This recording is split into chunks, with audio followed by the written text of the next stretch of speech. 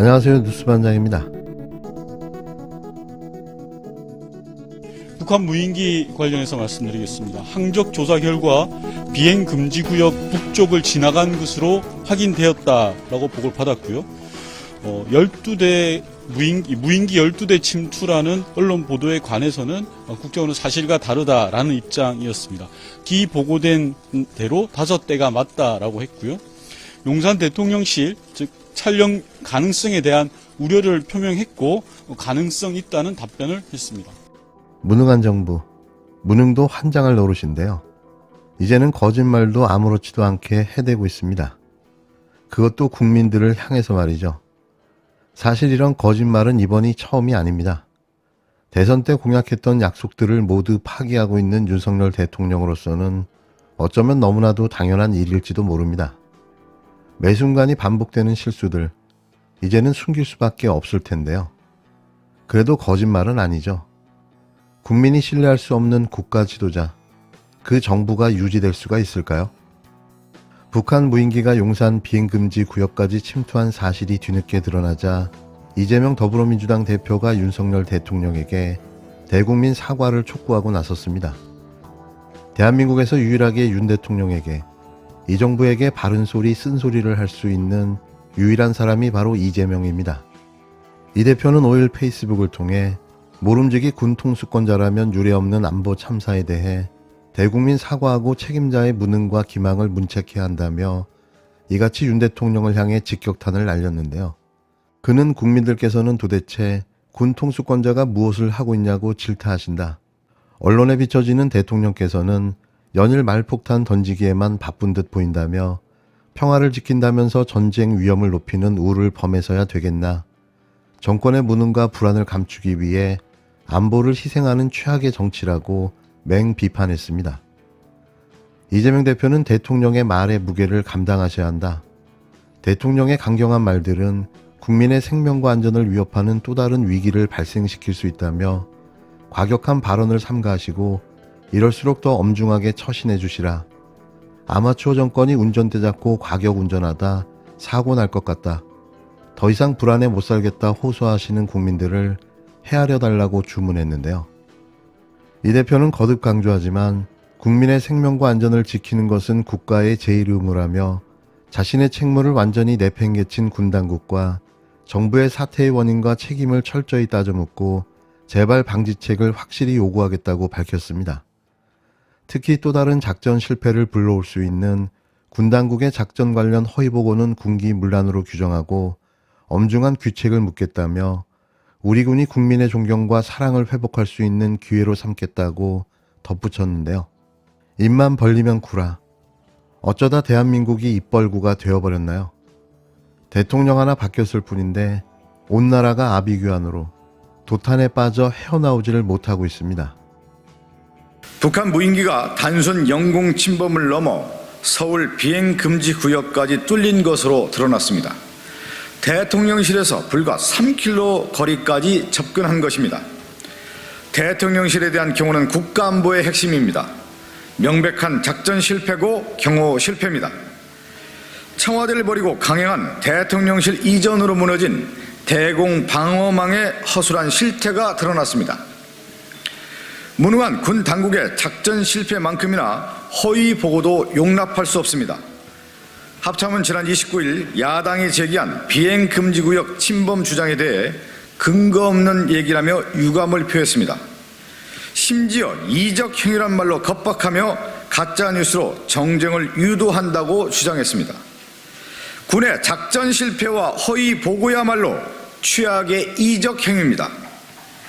군이 북한 무인기에 무방비로 영공을 침범당한 것도 용서할 수 없는 잘못이지만 여론이나 국민을 속인 국방부와 경호처의 거짓말은 군사작전에 결코 있어서는 안 될 일입니다.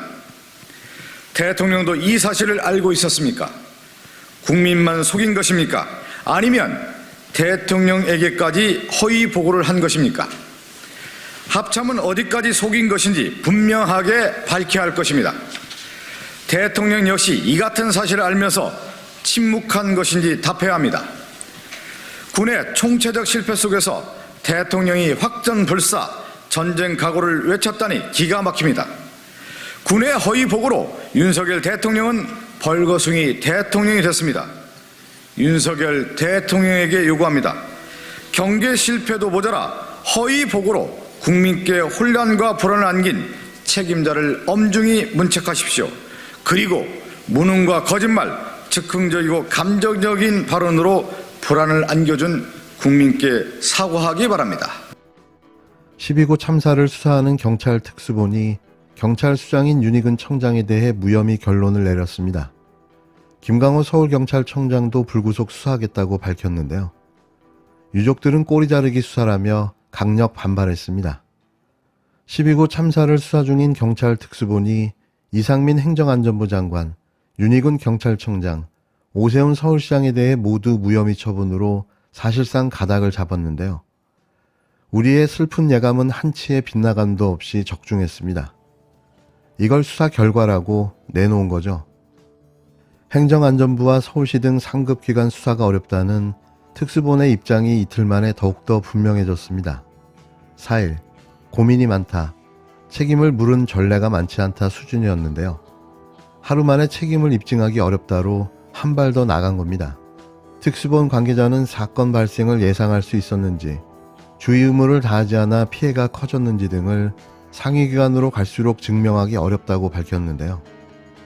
참사 당일 지방에 머물다가 음주 후 잠이 든 윤익은 경찰청장. 두 차례 부하들의 문자 보고에 반응이 없다가 다음날 0시 13분에야 연락이 닿았습니다. 특수본은 윤익은 경찰청장에게 이태원 참사와 관련한 책임을 물을 수 없다고 결론을 내렸는데요. 인파가 몰렸을 때 안전관리는 자치경찰의 사무로 규정되어 있어 법상 의무가 없는 경찰청장에게 책임을 물을 수 없다는 겁니다. 또 특수본은 참사 당일 서울의 치안 책임자였던 김강호 서울경찰청장과 112 상황실을 책임지던 유미진 총경에 대해서도 불구속 송치 방침을 정했는데요. 구속된 이임재 전 용산경찰서장과 달리 사고 예견 가능성 등 주의 의무가 크지 않았다는 거죠. 제가 예측했던 대로 용산경찰서와 용산구청에게 모든 책임을 덮어 씌우고 있는 건데요. 단순한 지역사고로 축소시키려는 의도인 거죠.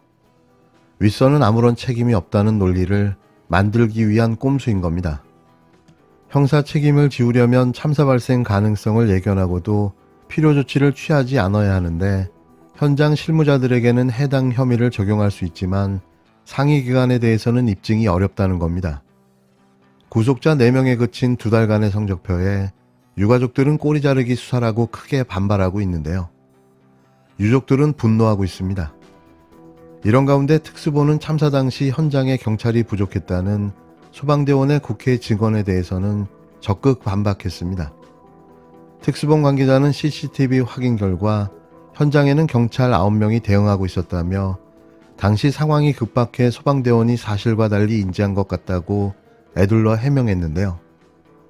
끝까지 책임을 회피하기 위해 가진 변명이 동원되고 있는 겁니다. 유가족들은 법적 책임도 정치적 책임도 규명되지 않고 있다며 분통을 터뜨렸는데요. 특수본은 다음 주 주중으로 주요 관계자들에 대한 사법 처리 여부를 확정한 뒤 설전의 수사를 마무리할 계획입니다. 처음부터 이러려고 시간을 끌며 사건을 은폐하고 조작한 거죠. 정부에서는 아무런 책임이 없다.